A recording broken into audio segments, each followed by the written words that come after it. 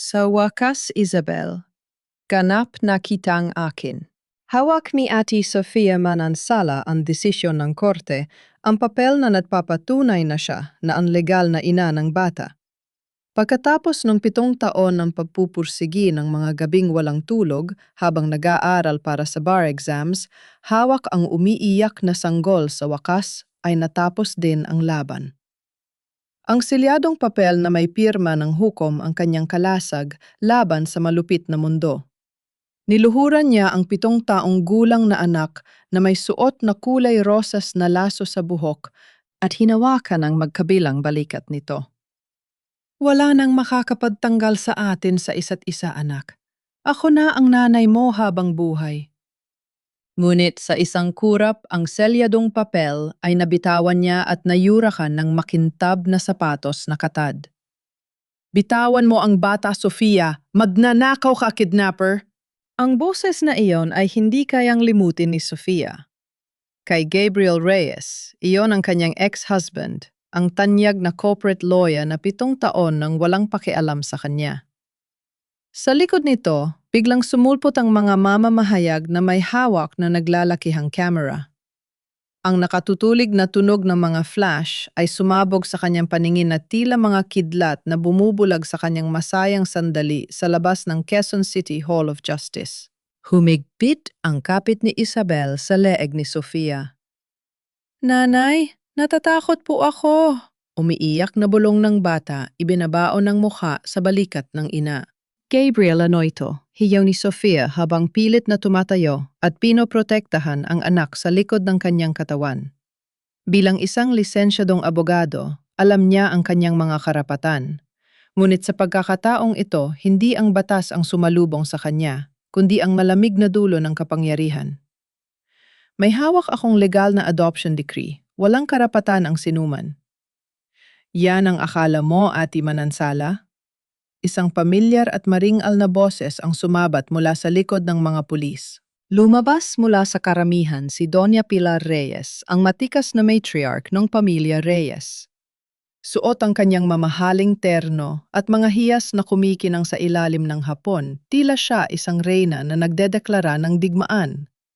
Kasama niya ang isang babaeng nakasuot ng kupas na damit, gulo-gulo ang buhok at walang tigil sa pag-iyak. Ito si Leila. Malamig na pahayag ni Doña Pilar. Ang tunay na ina ng batang kinidnap mo, 7 taon na ang nakakaraan sa pamamagitan ng pekeng dokumento ng simbahan. Mula sa simula alam naming may anomalya sa pag-ampon mo, Sofia.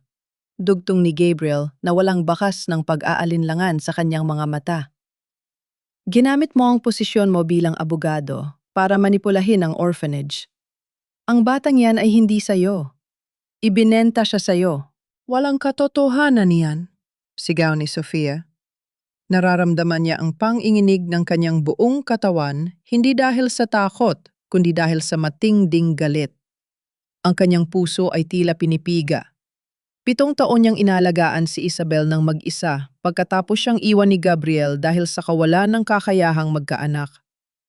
Na yung may legal na siyang karapatan, doon pa sila umatake. "Gabriel, 7 taon. 7 taon kong binuo ang buhay ng anak ko. Pinapakain ko siya ng lugaw noong wala akong kliyente. Nasaan kayo noong may sakit siya? At ngayon, magdadala kayo ng estrangyo para sabihing binili ko ang anak ko." Ang babaeng nagngangalang Leila ay biglang lumuhod sa semento, humahagulgol at umaarte sa harap ng mga kamera. "Ibalik mo sa akin ang anak ko. Ninakaw mo siya sa akin nung isilang ko siya. Parang awa mo na? Ate Sofia? Malaki kang tao, mahirap lang ako." Ang mga mamamahayag ay nagsimulang magbulong-bulungan. Ang mga mikropono ay itinutok sa mukha ni Sofia. "Ate Manansala, totoo bang ginamit ninyo ang inyong impluensya para sa human trafficking? Isang child exploiter ba ang nagpapakilalang tagapagtanggol ng kababaihan?" Ang mga tanong ay parang mga palaso na bumabaon sa kanyang danggal.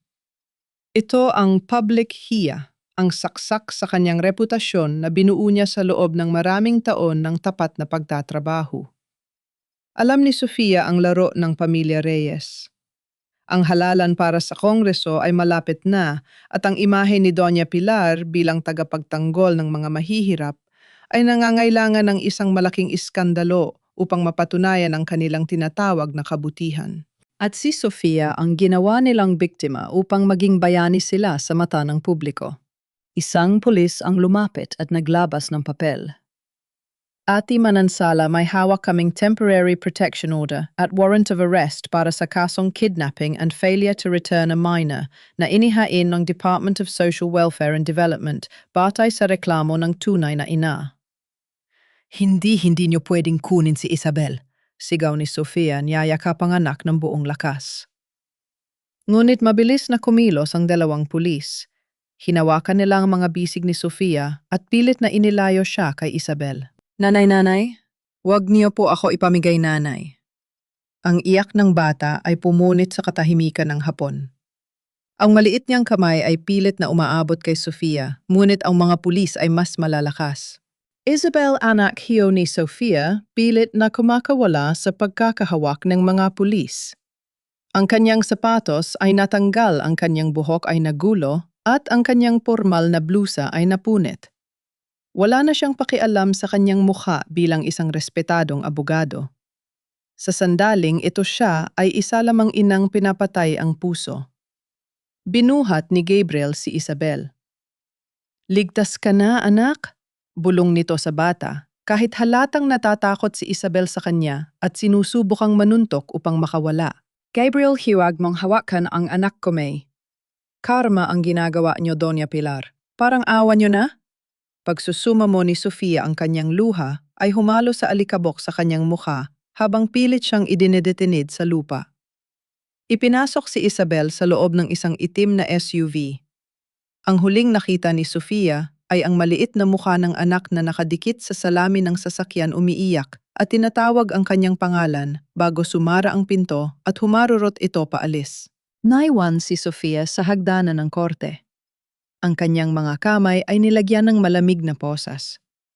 Ang papel ng desisyon ng korte na nabibigay sa kanya ng karapatan kay Isabel ay naiwan sa sahig may bakas ng putik at unti-unting tinangay ng hangin.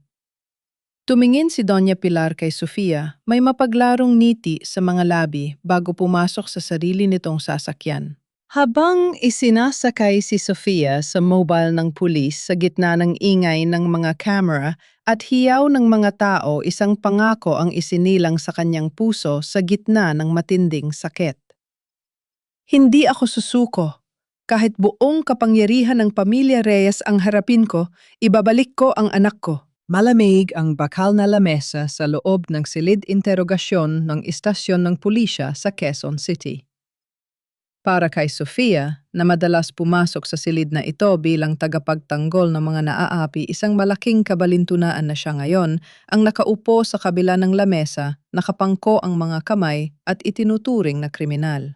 Ang amoy ng lumang papel pawis at bleach ay tila sumasakal sa kanya. Ngunit mas masakit ang bawat segundong lumilipas na hindi niya alam kung nasaan si Isabel. Nasaan ang kanyang anak? Natatakot ba ito? Kumain na ba ito? Bumukas ang pinto? Hindi ang investigador ang pumasok, kundi si Doña Pilar Reyes. Mabagal ang hakbang ng matandang babae. Ang tunog ng kanyang mamahaling takong sa sementong sahig ay tila tulog ng hatol ng bitay. Umupo siya sa tapat ni Sofia. Dahan-dahang inayos ang kanyang sutlang bandana at tumingin sa kanya na tila tumitingin sa isang dumi sa kanyang sapatos. "Mukhang hindi ka komportable, Ati Manansala." Panimula ni Doña Pilar, ang boses ay malambot ngunit puno ng lason. Isang sikat na pro bono lawyer ngayon ay nakakulong dahil sa human trafficking. Napakalaking kahihiyan. Tumingin ang diretsyo si Sofia sa mga mata ng dating biyenan. "Alam nating dalawa na walang katotohanan ang mga accusations niyo, Doña Pilar. Ginagamit niyo ang kapangyarihan niyo para palabasin na kriminal ako. Ibinalik niyo si Leila para lang may magamit kayong taw-tauhan." Gumiti ng bahagya ang matanda. Ang katotohanan, Sofia, ay kung ano ang pinaniniwalaan ng publiko. At sa ngayon, naniniwala ang lahat na ikaw ay isang kidnapper. Ang mga pahayagan ng telebisyon, lahat sila ay hawak ng pamilya Reyes. Sino ang paniniwalaan ng mga tao, isang nag-iisang abogadong walang pera o ang pamilyang kilala sa pagtulong sa mahihirap? Inilapag ni Doña Pilar ang isang pirasong papel sa ibabaw ng lamesa. Isang kasunduan. Pirmahan mo ito, utos ng matanda. Ideklara mo na nagkamali ka sa proseso ng pag-ampon. Isuko mo ang lahat ng karapatan mo kay Isabel at umalis ka ng bansa. Kapalit nyon, iuurong namin ang lahat ng kaso laban sa iyo. Makakalabas ka rito ng malaya. Maaari mong simulan muli ang buhay mo sa ibang bansa. Napakuyom ang mga palad ni Sofia sa ilalim ng lamesa hanggang sa bumaon ang kanyang mga kuko sa sariling balat. Gusto niyo akong sumuko para malinis ang pangalan ng pamilya niyo habang tumatakbo kayo sa eleksyon para magbuka kayong tagapagligtas ng bata? Ito ay para sa kabutihan ng lahat, lalo na ni Isabel. Sagot ni Doña Pilar. Sa tingin mo ba ay makakakuha siya ng magandang kinabukasan sa isang abogadong sira na ang reputasyon at walang pera? Sa amin, magkakaroon siya ng pangalan, yaman at edukasyon? Hindi niyo siya mahal. Pigil galit na sumbat ni Sofia, ang kanyang boses ay nanginginig sa matinding emosyon. Gusto niyo lang siyang gamitin, Pitong? Taon ko siyang binuo sa pagmamahal. Hindi ko ibebenta ang anak ko para sa kalayaan ko, Doña Pilar. Hinding-hindi ko pipirmahan yan. Tumayo si Doña Pilar, dahan-dahang kinuha ang dokumento at itinago ito sa kanyang mamahaling bag. Napakalaki ng tiwala mo sa sarili mo, Sofia. Ngunit tandaan mo, ang batas na pinanghahawakan mo ay nilalaro lang ng mga taong may hawak ng kapangyarihan. Tingnan natin kung gaano katagal ang tatatagin ng prinsipyo mo kapag nabulok ka sa kulungan. Lumabas ang matanda, iniwan si Sofia sa katahimikan ng silid. Nang sandaling iyon, napansin ni Sofia ang anino sa likod ng one-way mirror, ang salamin na naghihiwalay sa silid interogasyon sa silid obserbasyon. Alam niyang may nakatayo doon, at alam niya kung sino ito. Tumayo si Sofia, lumapit sa salamin at tinapik ito ng kanyang mga nakapangko pa ring kamay. Gabriel, alam kong nandiyan ka. Sigaw niya, ang kanyang boses ay basag sa luha. Gabriel, parang awa mo na, ama ka rin? Alam mong walang kasalanan si Isabel. Huwag mong hayaang sirain ng ina mo ang buhay ng anak ko. Sa kabilang panig ng salamin, nakatayo nga si Gabriel. Nakatingin siya kay Sofia. Ang kanyang mga kamay ay nakapasok sa bulsa ng kanyang pantalon. Ang kanyang mukha ay puno ng lungkot at pag-aalinlangan. Nakikita niya ang bawat patak ng luha ni Sofia, ang bawat hiyaw nito na walang tunog na lumalabas sa makapal na salamin. Gusto niyang gumalaw. Gusto niyang buksan ang pinto at tulungan ang babaeng minahal niya noon. Ngunit naalala niya ang banta ng kanyang ina, isang maling galaw mo, Gabriel, at sisirain ko rin ang karyera mo at ng kapatid mo. Dahan-dahang tumalikod si Gabriel.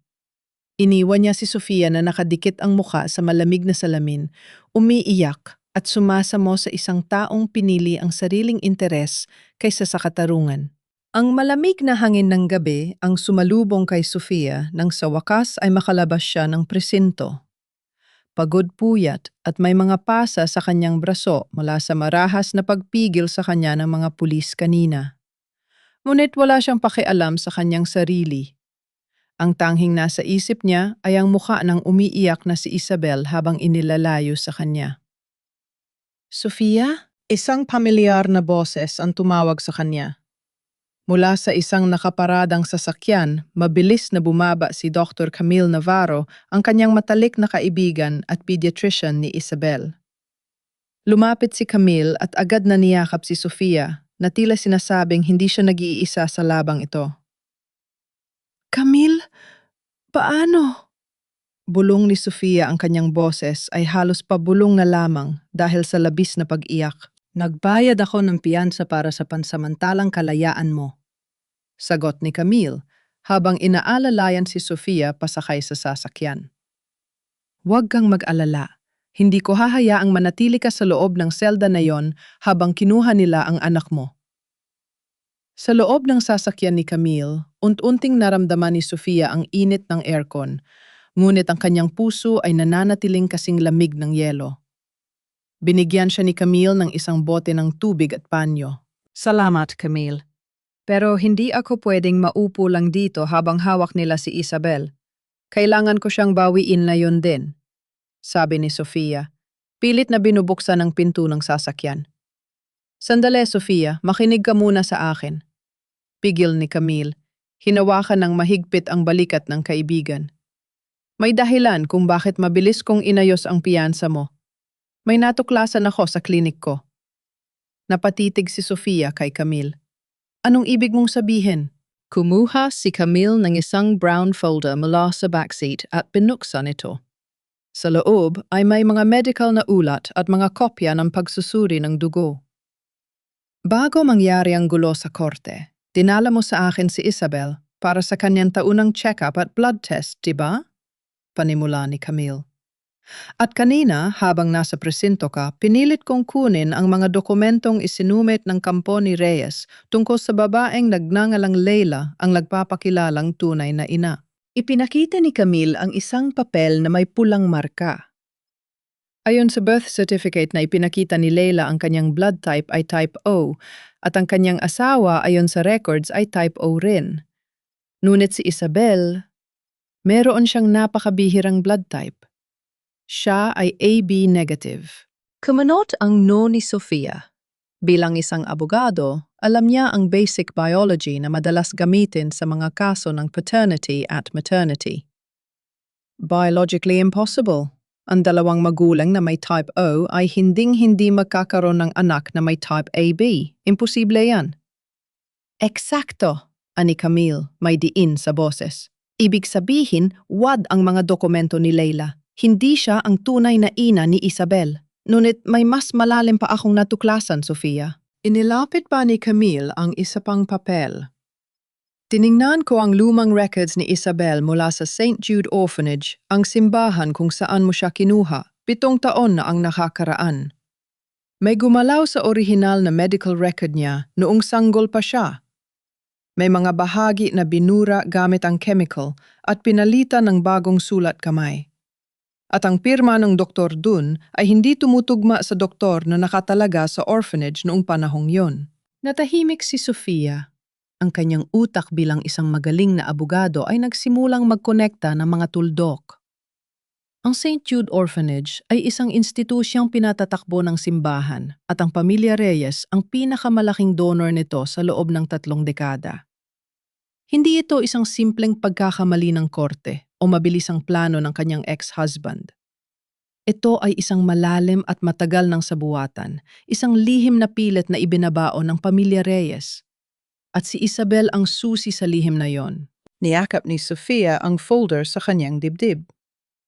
Ang kanyang pangangatog ay nawala, pinalitan ng isang malamig at matalim na determinasyon.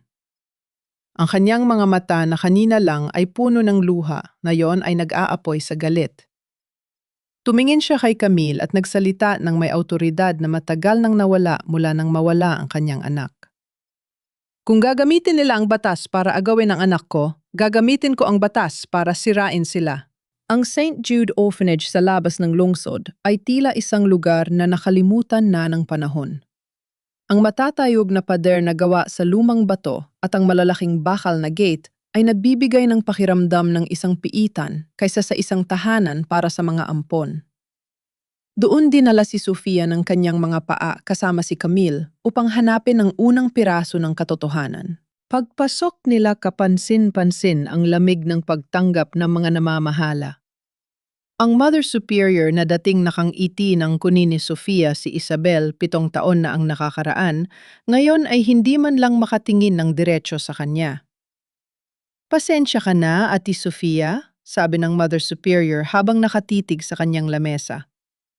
Ang mga lumang records ay hindi na maaaring buksan ng walang utos ng korte.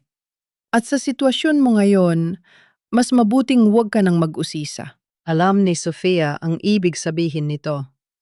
Narating na ng pera at impluwensya ng pamilya Reyes ang kumbentong ito. Ngunit hindi sumuko si Sofia. Habang palabas sila sa harden ng orphanage, napansin niya ang isang matandang madre na nakaupo sa ilalim ng puno ng mangga, nakatitig sa kawalan at may hawak na rosaryo. Siya si Sor Maria, ang madreng nag-asikaso kay Isabel nung sanggol pa ito. Ayon sa mga bulong-bulungan unti nang nawawala sa sarili ang matanda dahil sa katandaan. Lumapit si Sofia at lumuhod sa tapat na matanda. Sor Maria, ako po si Sofia. Naaalala niyo po ba ako? Tumingin ang matandang madre sa kanya. Walang reaksyon sa mga mata nito, tila hindi nakikinig. Ngunit nang hawakan ni Sofia ang mga kulubot na kamay ng madre, naramdaman niya ang bahagyang pang-inginig ng mga ito. Sor Maria, kailangan ko pong malaman ang totoo tungkol kay Isabel. Pakiusap ni Sofia, ang boses ay puno ng pagsusumamo. At tungkol sa kapatid kong si Teresa. Teresa Manansala. Siya po ang nagdala kay Isabel dito, di ba? Sa pagkabanggit ng pangalang Teresa, tila may kuryenteng gumising sa matandang madre. Nanlaki ang kanyang mga mata at humigpit ang hawak niya sa kamay ni Sofia. Tumingin siya sa paligid nang may takot na tila may nagmamanman sa kanila. Teresa? Bulong ni Sor Maria, ang boses ay gumaralgal. Ang batang may malungkot na mga mata? Sabi ko sa kanya huwag niyang iwan ang bata rito, pero natatakot siya. Sabi niya papatayin sila. Sino po ang papatay sa kanila, Sor Maria? Tanong ni Sofia, ang kanyang puso ay bumibilis ang tibok. Hindi sumagot ang madre sa kanyang tanong.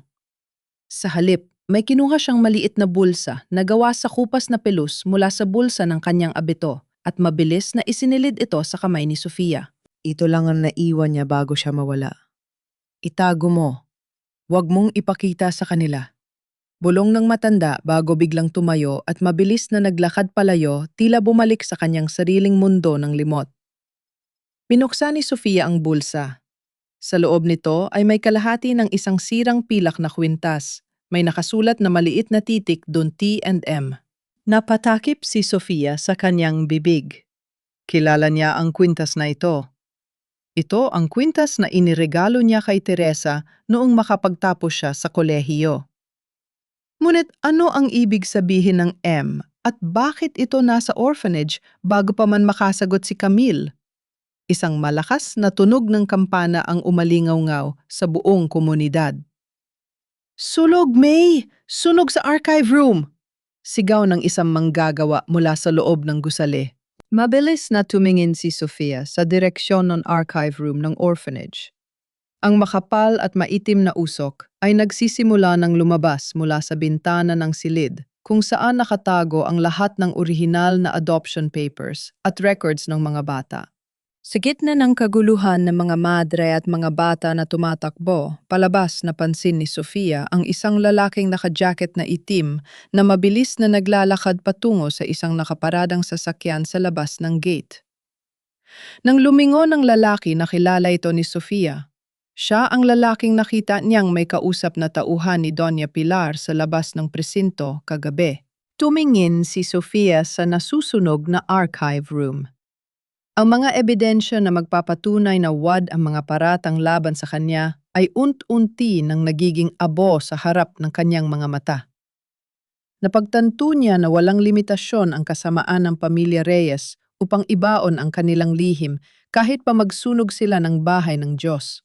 Habang papalayo ang sasakyan ni Camille sa nasusunog na orphanage, hindi maalis ni Sofia ang tingin sa kalahati ng kwintas na hawak niya. Ang mga titik na T and M ay tila nagliliyab sa kanyang palad. T para kay Teresa. At sino ang M? Sofia, ayon sa records ng pamilya Reyes, sabi ni Camille habang nagmamaneho ang kanyang boses ay puno ng kaba. Si Gabriel lang ang anak na lalaki ni Doña Pilar na pumasok sa negosyo at politika. Pero may kapatid siya, si Mateo Reyes. Napatigil ang paghinga ni Sofia si Mateo. Ang bunsong anak ni Doña Pilar, na kilala sa pagiging relihiyoso, ang itinuturing na gintong anak ng pamilya na kasaluku, yang naghahanda para sa kanyang ordinasyon bilang pari. Sa isang bansa tulad ng Pilipinas, ang pagkakaroon ng anak na pari sa isang elitistang pamilya ay ang pinakamataas na simbolo ng danggal at kabanalan. Upang kumpirmahin ang kanyang hinala, hindi sila bumalik sa Maynala. Sa halip, nagtungo sila sa maliit na kapilya sa bayan ng San Jose, ang parokya na nakasakop sa orphanage. Doon ay hinarap nila si Father Fernando, ang matandang kura paroko na kilala sa pagiging tapat at hindi nasisilaw sa pera. Sa loob ng tahimik at amoy kandilang opisina ng simbahan, inilapag ni Sofia ang kalahati ng kwintas sa tapat ng pare. Father, parangawa niyo na, pagsusuma mo ni Sofia. Alam kong alam niyo ang totoo tungkol sa kapatid kong si Teresa at sa batang dinala niya sa orphanage 7 taon na ang nakakaraan. Huwag niyo pong hayaang mamatay ang katarungan. Tumingin ang matandang pare sa kwintas pagkatapos ay kay Sofia. Bumuntong hininga siya, ang kanyang mukha ay napuno ng matinding panghihinayang. Ang nakaraan ay isang mabigat na krus na pasan ko, Sofia, mahinang sabi ni Father Fernando. Tumayo siya at kumuha ng isang lumang libro ng binyag mula sa isang lihim na cabinet sa dingding. Ito ang orihinal na libro ng binyag. Hindi ito nakuha ng mga tauhan ni Doña Pilar dahil dito ko ito palaging itinago sa aking silid. Ibinaba na matandang pari ang makapal at maalikabok na libro sa lamesa. Dahan-dahan niyang binuklat ang mga pahina hanggang sa tumigil siya sa isang petsang 7 taon na ang nakalilipas. Itinuro ng kanyang nanginginig na daliri ang isang pangalan. "Basahin mo, Sofia!" bulong ni Father Fernando. Lumapit si Sofia, ang kanyang puso ay tila gustong sumabog sa bilis ng tibok. Nang tumama ang kanyang paningin sa nakasulat sa lumang papel, naramdaman niya ang pag-ikot ng paligid. Pangalaning bata, Isabel Manansala. Ina Teresa Manansala. Ama Mateo Reyes, Diyos ko. Napaupo si Sofia sa upuan. Ang kanyang mga kamay ay napunta sa kanyang mukha, habang ang mga luha ay muling dinaloy. Si Isabel. Ang bata na inalagaan niya, ang sanggol na pinadede niya ng gatas mula sa bote, ang bata na tinawag siyang nanay sa loob ng 7 taon, ay hindi isang estrange. Si Isabel ay ang kanyang sariling pamangkin. Anak ng kanyang kapatid na si Teresa na ipinagpalit ang sariling pangarap para makapag-aral si Sofia ng batas. Nung panahong iyon, pagpapatuloy ni Father Fernando, ang boses ay puno ng pait. Si Mateo ay isang batang seminarista na may napakagandang kinabukasan. Ngunit umibig siya kay Teresa. Nang malaman ni Doña Pilar na nagbuntis si Teresa, gumuho ang mundo ng matanda. Para sa kanya, ang pagkakaroon ng anak sa labas ng isang seminarista ay isang habang buhay na kahihiyan na wawasak sa pangalan ng pamilya Reyes. Kaya naman ginamit niya ang lahat ng kanyang pera upang itago si Teresa. Kunin ang bata nang maisilang ito at ilagay sa orphanage. At si Teresa, nasaan ang kapatid ko? Hiyaw ni Sofia, hinawakan ang kamay ng pare. Sabi nila namatay siya sa aksidente. Totoo ba yon? Yumuko si Father Fernando.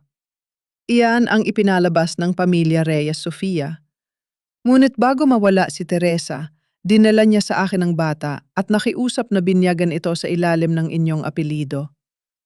Alam niyang isang araw hahanapin mo ang bata?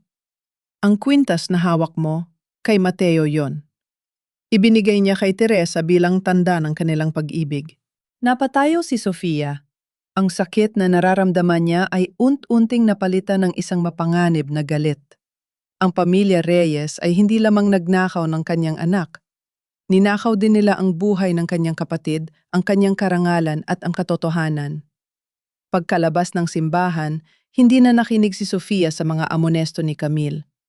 Dumiretso siya sa opisina ni Gabriel sa Bonifacio Global City. Dahil sa kanyang gulo-gulong hitsura at mga pasa, sinubun siyang harangan ng mga security guard, ngunit hinarap niya sila gamit ang matatalim na salita ng isang abogadong walang kinatatakutan. Pabalas niyang binuksan ang pinto ng opisina ni Gabriel. Nagulat si Gabriel na kasalukuyang nakikipag-usap sa kanyang mga public relations manager para sa kampanya ng kanyang ina. Lahat kayo lumabas, utos ni Sofia sa mga staff. Dahil sa tindi ng kanyang aura, mabilis na nagsalisan ang mga ito. Iniwan si Gabriel na nagtataka at naiinis. Sofia, ano itong eskandalo na ginagawa mo? Galit na sabi ni Gabriel habang tumatayo.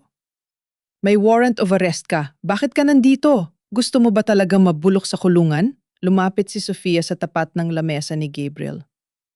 Inilapag niya ang kopya ng baptismal record at ang kalahati ng kwintas sa harap nito. Tumingin ka sa akin, Gabriel. Malamig na sabi ni Sofia, ang kanyang boses ay tila talim ng kutsilyo. Tumingin ka sa akin at sabihin mo sa akin ang totoo. Kumunot ang noo ni Gabriel habang tinitingnan ang mga gamit sa lamesa. Nang mabasa niya ang pangalan ni Mateo at Teresa sa papel, unti-unting nawala ang kulay sa kanyang mukha. Nagsimulang manginig ang kanyang mga labi. Saan mga kuha ito? Nauutal na tanong ni Gabriel. Alam mo, di ba? Alam ninyong lahat? Hiyaw ni Sofia, ang kanyang kamao ay humampas sa lamesa. Kinuha niyo si Isabel hindi dahil sa pedophilia o human trafficking. Kinuha niyo siya dahil natatakot kayo na malaman ng publiko na ang banal ninyong kapatid na si Mateo ang susunod na linhong ng pamilya Reyes ay may anak sa labas. Ginamit niyo ang kapangyarihan niyo para sirain ako, para lang itago ang dumi sa inyong pangalan. Sofia, makinig ka. Subok ni Gabriel lumapit upang hawakan ang kanyang kamay, ngunit mabilis siyang itinulak ni Sofia. Huwag mo akong hahawakan, Gabriel Pitong. Taon nating sinubukang magkaanak at pinalabas ng ina mo na baog ako at walang silbi. Ang buong akala ko ay binigyan ako ng Diyos ng biyaya sa pamamagitan ng pag-ampun kay Isabel. Pero hindi. Si Isabel ay dugo at laman ng kapatid ko. Siya ang huling alaala ni Teresa na pinatay ninyo. Tumingin si Sofia sa kanya nang may matinding pagkamuhi. Ngayon tanungin mo ang sarili mo, Gabriel. Paano mo matititigan ang sarili mo sa salamin tuwing umaga habang ang sarili mong pamangkin ay itinuturing ninyong kasangkapan para sa politika ng ina mo? Hindi nakapagsalita si Gabriel. Yumuko siya, ang kanyang mukha ay puno ng matinding kahihiyan at pagsisisi. Ngunit para kay Sofia, huli na ang lahat para sa mga luha nito. Ang digmaan ay opisyal lang nagsimula. Sa loob ng pansamantalang silid na tinutuluyan niya sa klinika ni Camille, nakaupo si Sofia sa gilid ng kama. Hawak ang kalahati ng pilak na kwintas. Sa tabi nito ay ang isa pang kwintas, isang lumang kadena na may krus na pagmamay-ari niya. Nang pagtabihin niya ang dalawa, perpektong naglapat ang mga gilid ng putol na pilak, niyakap ni Sofia ang kanyang mga tuhod at umiyak ng tahimik. Sa bawat patak ng kanyang luha, bumabalik ang mga alaala ng kanyang kabataan sa maruming gilid ng riles sa tondo. Si Teresa, ang ate niyang laging huli kung kumain para lang mabusog siya. Si Teresa na ang mga kamay ay magaskas at may mga sugat dahil sa paglalaban ng damit ng ibang tao mula umaga hanggang gabi para lamang may pambayad si Sofia sa tuition sa law school. Magiging abogado ka, Sofia, madalas sabihin sa kanya ni Teresa noon habang hinahaplos ang kanyang buhok, para wala nang makakaapi sa atin. Ngunit nang makapasa si Sofia sa bar, wala na si Teresa. Ang sabi ng mga pulis, nasagasaan ito sa probinsya at hindi na nakilala ang katawan. Tinanggap ni Sofia ang masakit na balita ng walang hinala. Ngunit ngayon alam na niya ang katotohanan. Hindi namatay si Teresa sa aksidente. Pinatay ng pamilya Reyes ang kanyang pagkatao, tinanggalan ng karapatang maging ina at itinapon sa dilim para lamang hindi madungisan ang kanilang marangyang pangalan. Ate? Patawad! Basag ang boses na bulong ni Sofia sa dilim. Patawad dahil laging bulag ako. Pero ipinangako ko sa iyo, ibabalik ko si Isabel. Hindi ko hahayaang maging katulad mo ang anak natin. Samantala sa loob ng mansyon ng pamilya Reyes sa Forbes Park, ang kapaligiran ay kasing lamig ng isang sementeryo. Inihagis ni Gabriel ang kopya ng baptismal certificate sa lamesa sa tapat ng kanyang ina. Totoo ba ito, ina? Tanong ni Gabriel, ang kanyang boses ay puno ng galit at pagkabigo. Si Isabel? Anak siya ni Mateo at ng kapatid ni Sofia. Si Doña Pilar na kasalukuyang umiinom ng tsaa ay hindi man lang nagulat. Dahan-dahan niyang ibinaba ang tasa sa mamahaling plato nito. Tumingin siya kay Gabriel nang may malamig na awtoridad. At kung totoo nga, ano ang gagawin mo? Tanong ng matanda. Bakit kailangang umabot sa ganito? Sigaw ni Gabriel na hindi na napigilan ang kanyang emosyon. Sira na ang buhay ni Sofia, nakulong siya. At si Isabel kinuha natin sa kompas ng mga pulis. Ina pamangkin ko si Isabel Dugo at laman siya ng kapatid ko. Tumahimik ka, Gabriel. Ang boses ni Doña Pilar ay tila hampas ng latigo. Tumayo ang matanda at lumapit sa kanyang anak. Huwag kang magsalita tungkol sa dugo at laman na tila ba napakabanal mo? Nakalimutan mo na ba kung bakit ka nakaupo sa posisyon mo ngayon sa kumpanya? Sino ang nagbayad sa mga utang mo noong nagsisimula ka pa lang? Sino ang nagligtas sa'yo sa mga kaso mo? Yumuko si Gabriel, hindi makasagot. Ang utang na loob niya sa kanyang ina ay isang kadena na nakatali sa kanyang leeg. Ang kapatid mong si Mateo ay nakatakdang iordena bilang pari sa susunod na buwan. Patuloy ni Doña Pilar, ang kanyang mga mata ay nanlilisik sa ambisyon. Siya ang magiging mukha ng kabanalan ng ating pamilya. Yan ang magpapanalo sa akin sa eleksyon. Sa tingin mo ba ay hahayaan kong sirain ng isang hampas lupang babae at ng isang anak sa labas? Ang 3 dekadang binuo kong reputasyon? Pero si Sofia ay isang lamok na madaling tapikin, Gabriel. Malamig na sabi ng matanda. Kung mananatili si Isabel dito sa Pilipinas, palaging may banta na malaman ng publiko ang totoo. Kaya naman nagpasya na ako. Lumapit si Doña Pilar sa telepono at may tinawag ang numero. Pagkatapos ng ilang saglit, ibinigay niya ang utos na nagpalamig sa buong pagkatao ni Gabriel. Ihanda ang mga dokumento at pasaporte ni Isabel sa ilalim ng ibang pangalan. Sa susunod na linggo, ililipad natin siya patungong Amerika. Doon siya lalaki malayo sa ingay ng Maynila at hinding-hindi na siya makikita pa ng kanyang wad na ina. Ang bawat segundo ay tila patak ng asido sa natitirang oras ni Sofia. 3 araw na lamang bago ang takdang pag-alis ng eroplano patungong Los Angeles. Sa tulong ng isang tauhan sa loob ng foundation ng Pamilya Reyes na may utang na loob kay Camille, nakuha nila ang kopya ng flight itinerary. Si Isabel ay bibiyahe sa ilalim ng pekeng pasaporte na may pangalang Isabel Santos. Nakasaad sa dokumento na ang kasama niyang lilipad ay si Leila, ang wad na ina na binayaran ni Doña Pilar. Hindi natin pwedeng hayaang makaalis ang eroplano, kabadong sabi ni Camille habang tinitingnan ang papel. Kapag nakalabas ng bansa si Isabel, mawawala na ng jurisdiksyon ng ating mga korte. Hindi mo na siya mababawi kailanman, Sofia. Sinubukan ni Sofia ang huling baraha na mayroon siya. Tinawagan niya si Arnold, isang tanyag na investigative journalist na kilala sa paglalantad ng korupsyon. Nagkita sila sa isang tahimik na kainan sa tabi ng daan. Inilapag ni Sofia ang lahat ng dokumento, ang baptismal record, ang medical na ulat tungkol sa blood type at ang peking pasaporte ni Isabel. Arnold, pakiusap, ilabas mo ito sa balita ngayon gabi, pagsusumamo ni Sofia. Ito lang ang paraan para mapilitan ng Bureau of Immigration na harangin ang bata sa paliparan. Tumingin si Arnold sa mga dokumento pagkatapos ay kay Sofia nang may matinding lungkot. Sofia, alam mo kung gaano kita karespeto bilang abogada, pero hindi ko ito maipalalabas. Bakit hawak mo na ang ebidensya ng sabuatan at falsification? Bumuntong hininga si Arnold at ibinalik ang mga papel. Kakatawag lang sa akin ng chief editor ko, 10 minuto ang nakalilipas. Nadbanta ang legal team ng Pamilya Reyes. Iurong ng lahat ng kumpanya nila ang milyon-milyong ad sa network namin kapag binanggit ang pangalan nila. At higit sa lahat, may hawak silang warrant of arrest laban sa iyo. Kung ilalabas ko ito, lalabas na kinakampihan namin ang isang pugante. Nanghina ang mga balikat ni Sofia. Ang pader ng kapangyarihan ng Pamilya Reyes ay masyadong mataas at masyadong makapal para sa isang abogadong tulad niya na walang hawak kundi katotohanan. Pagbalik niya sa safe house na upo si Sofia sa sahig. Nararamdaman niya ang malamig na yakap ng kawalan ng pag-asa. Kung magpapatuloy siya sa pagtatago, darating ang araw ng flight at mawawala si Isabel ng tuluyan. Kung susuko naman siya sa mga pulis ngayon, ikukulong siya at lalong walang makakapagligtas sa bata.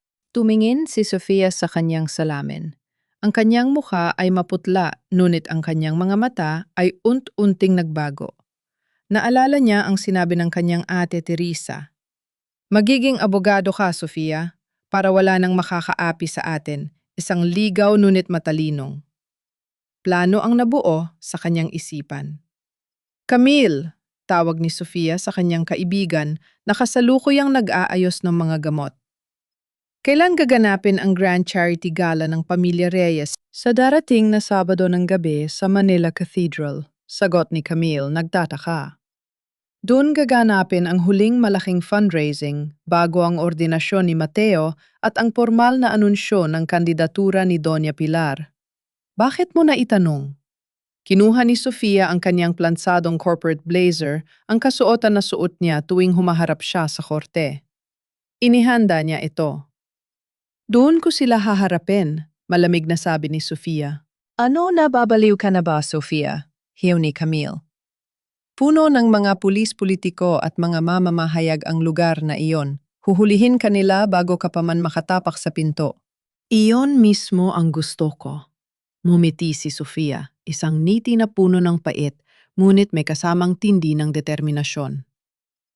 Gusto nilang magtago sa dilim pues, kakalad ka rin ko sila sa liwanag. Hindi ako magtatago bilang isang pugante, Camille.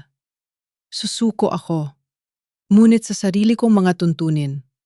At gagawin ko yon sa harap ng buong bansa. Ang malakas na ulan ng gabi ay tila nakikiramay sa bigat ng puso ni Sofia habang tinatahak nila ang madilim na daan patungong Antipolo. Sa isang maliit at liblib na kumbento ng mga retiradong madre, doon nakatira si Sor Beatriz, ang huling taong nakasama ni Teresa, bago ito tuluyang nawala 7 taon na ang nakalilipas.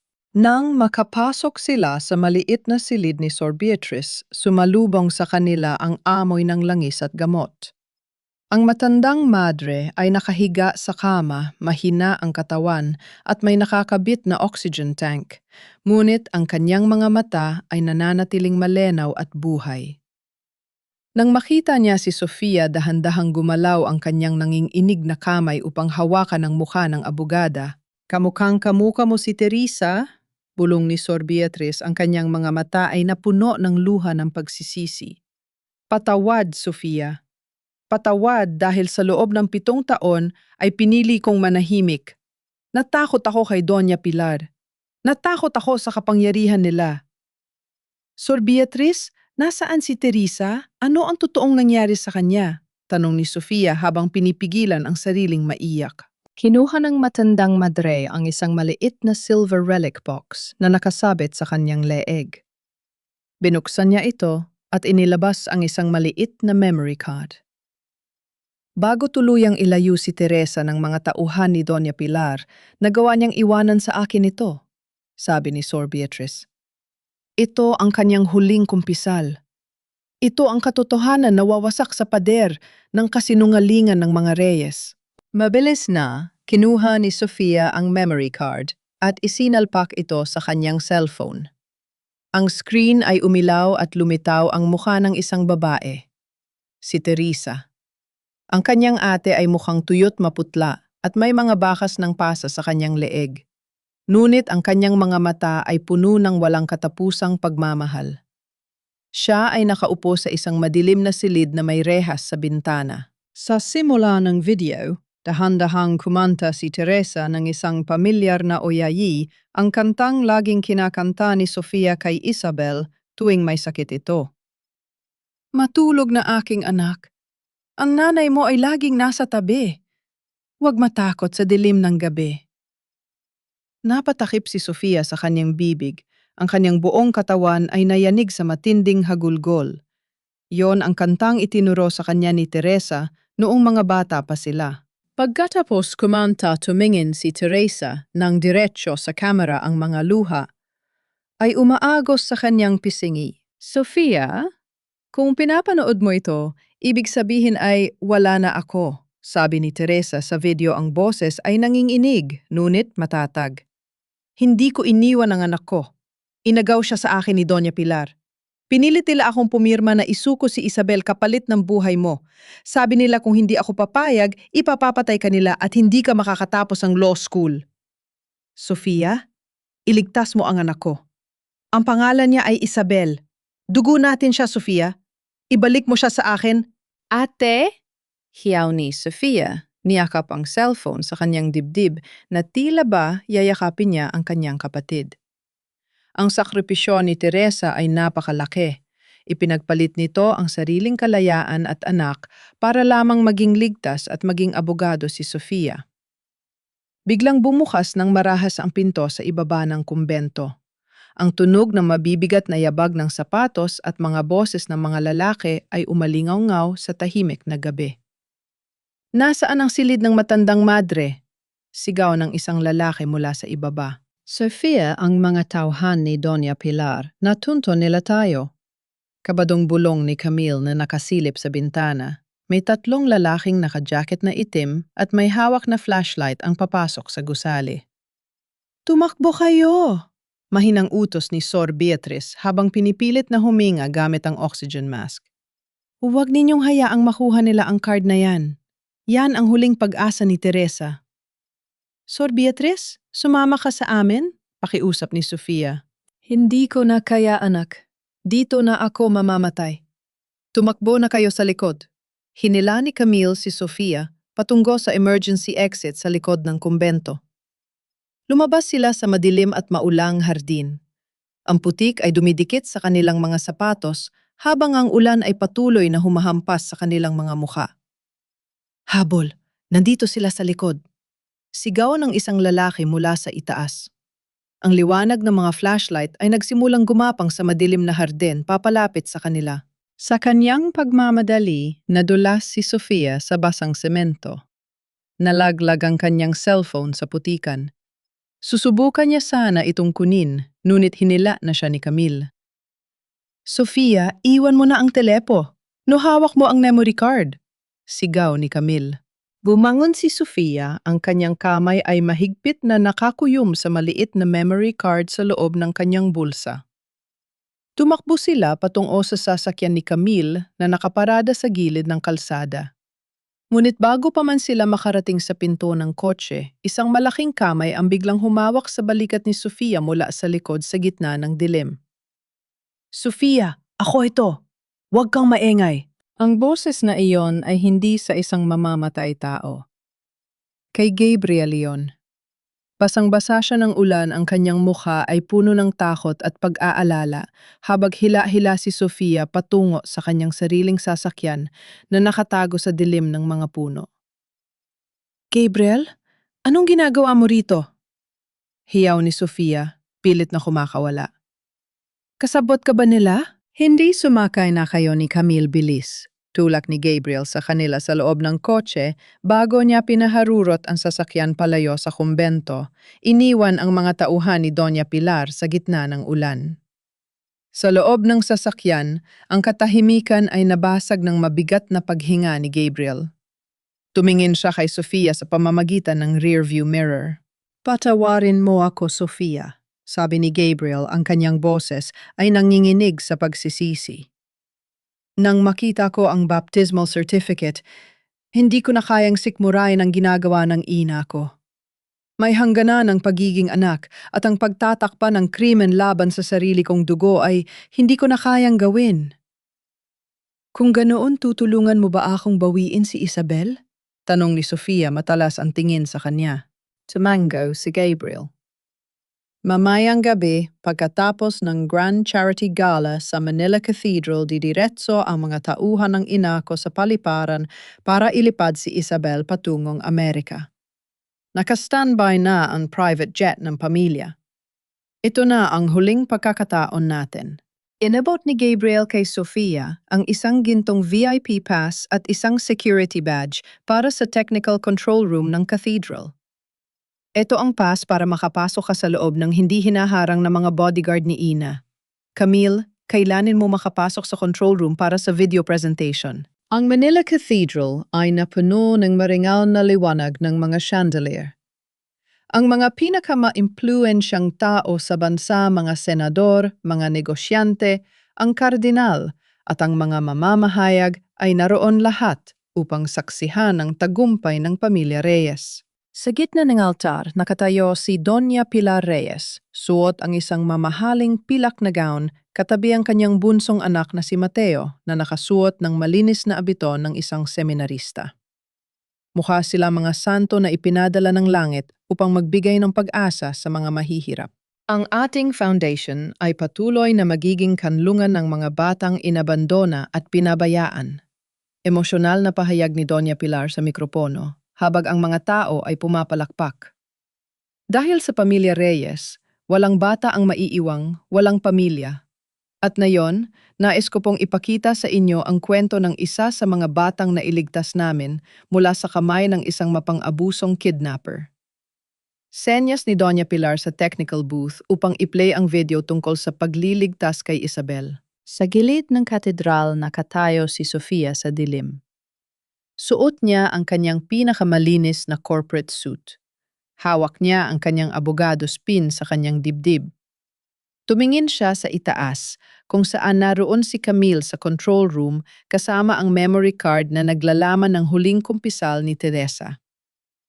Para sa'yo ito, ate, bulong ni Sofia sa kanyang sarili.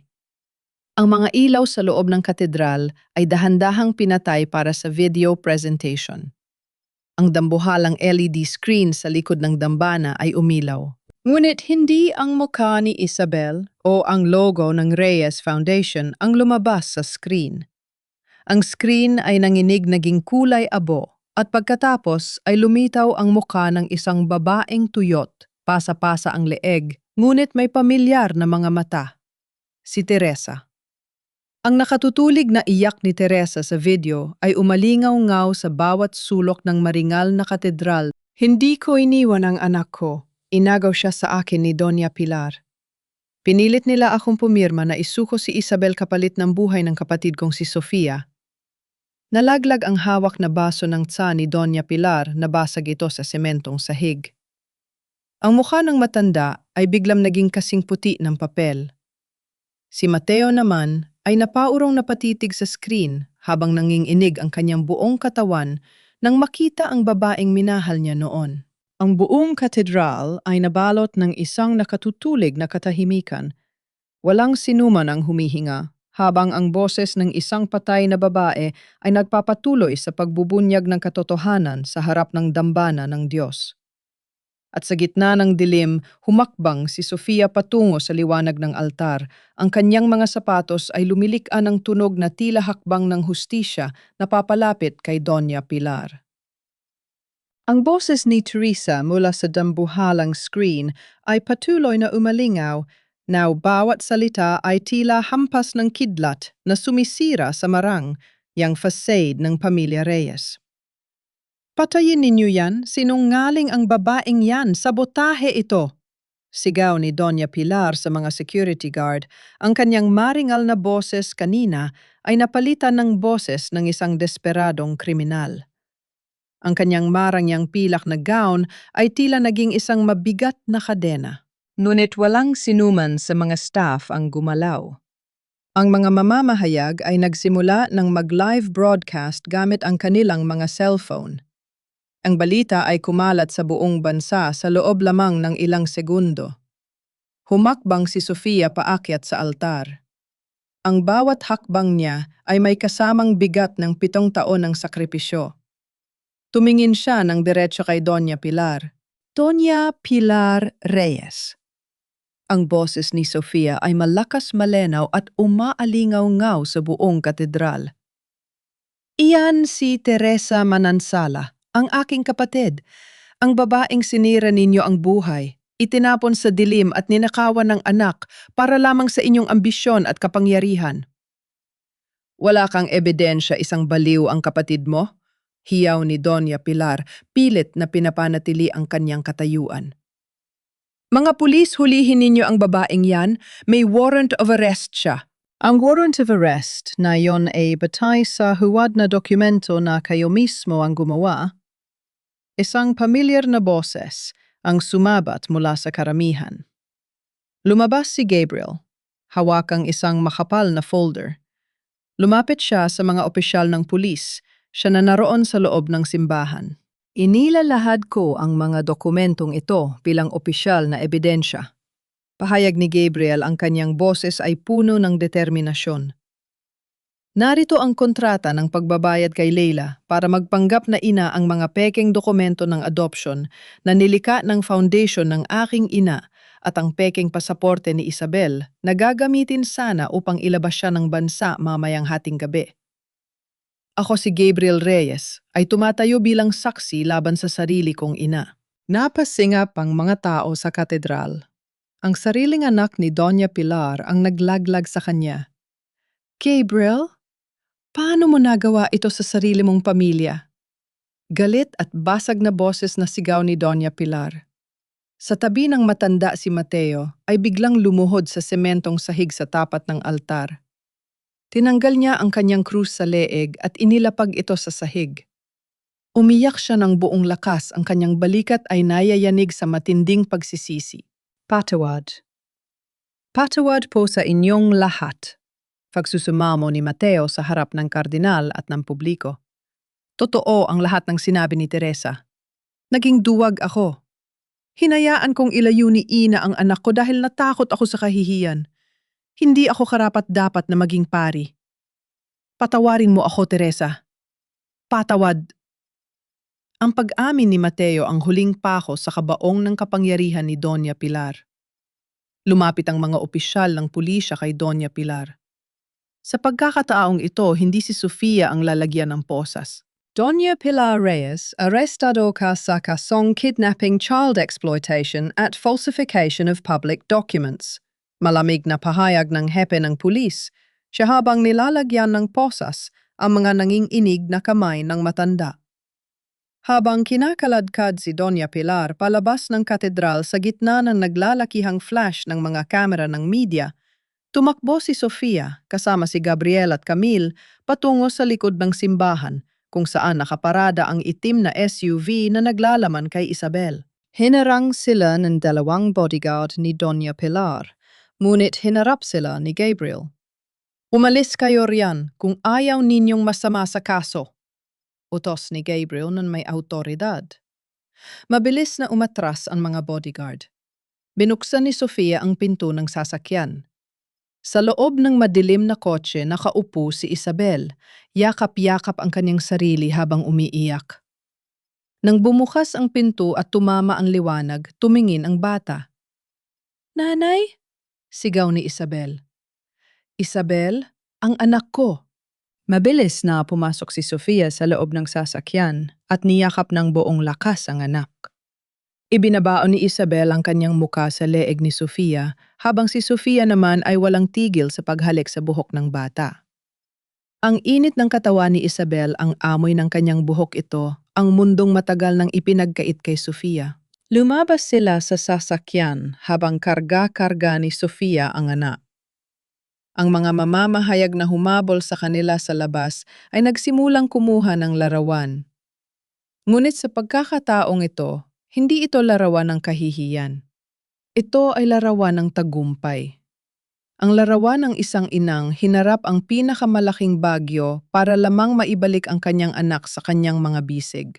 Lumipas ang 6 na buwan matapos ang gabi ng kaguluhan sa Manila Cathedral. Ang mga balita tungkol sa pamilya Reyes na dating laman ng bawat pahayagan at telebisyon ay dahan-dahang napalitan ng katahimikan. Sa loob ng isang maliit at simpleng bahay sa labas ng Maynila, ang amoy ng bagong lutong tinola ay humalo sa hangin. Sa sala, nakaupo si Isabel sa sahig, masayang nagkukulay sa kanyang drawing book habang nakikinig sa musika. Wala na ang takot sa kanyang mga mata, muli nang bumalik ang masiglang tawa ng isang 7 taong gulang na bata. Tiningnan siya ni Sofia mula sa kusina, may ngiti sa kanyang mga labi. Sa wakas, ang kapayapaang matagal niyang ipinagdasal ay narito na sa loob ng kanilang tahanan. Ang hustisya ay unt-unting naramdaman. Si Doña Pilar Reyes ay kasalukuyang nakapiit sa correctional facility, naghihintay ng huling hatol para sa kanyang mga krimen. Ang matikas at mapagmataas na matanda ay naging isang malamig at malungkot na anino sa loob ng selda, iniwan ng lahat ng mga politikong dating sumasamba sa kanya. Ang kanyang pinakakatatakutang bagay, ang mawala ng dangal at kahihiyan sa harap ng lipunan, ay naging kanyang habang buhay na parusa. Si Mateo naman ay voluntaryong umalis sa seminaryo. Pinili niyang mamuhay ng tahimik bilang isang laiko na tatrabaho sa isang maliit na misyonaryo na tumutulong sa mga mahihirap sa Mindanao, malayo sa karangyaan ng kanyang dating buhay.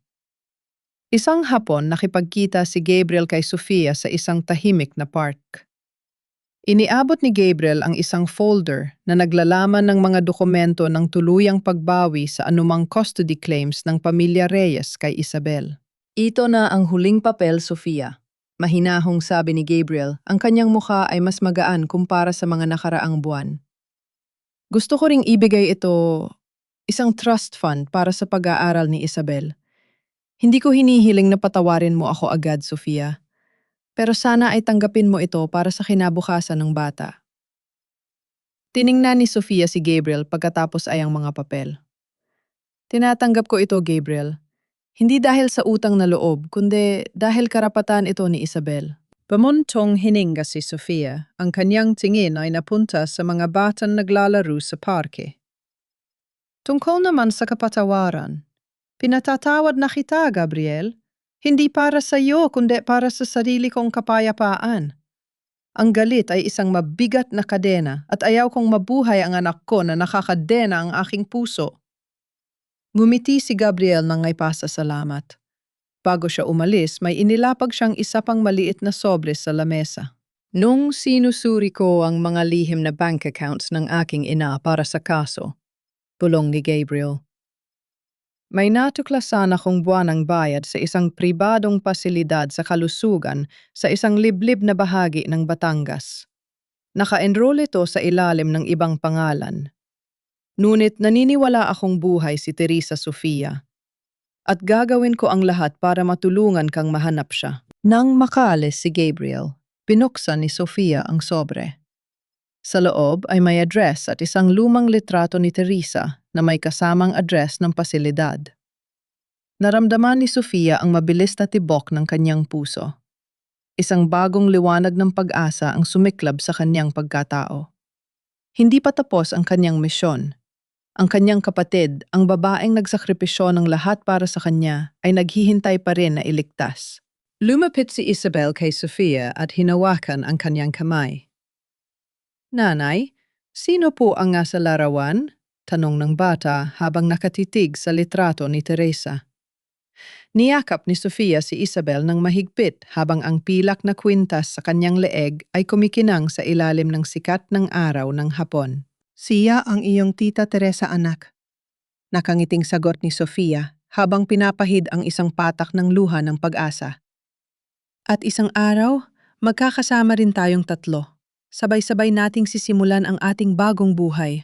Dahan-dahang dinala ni Sofia ang anak habang naglalakad sila pauwi sa lubong ang dapit hapon. Ang daan ay maaari pa ring maging mahaba at puno ng pagsubok, ngunit sa pagkakataong ito, hindi na sila natatakot. Ang famga ng isang ina at ang katarungan ng pag-ibig ay palaging magiging kanilang gabay sa bawat hakbang ng kanilang bagong simula.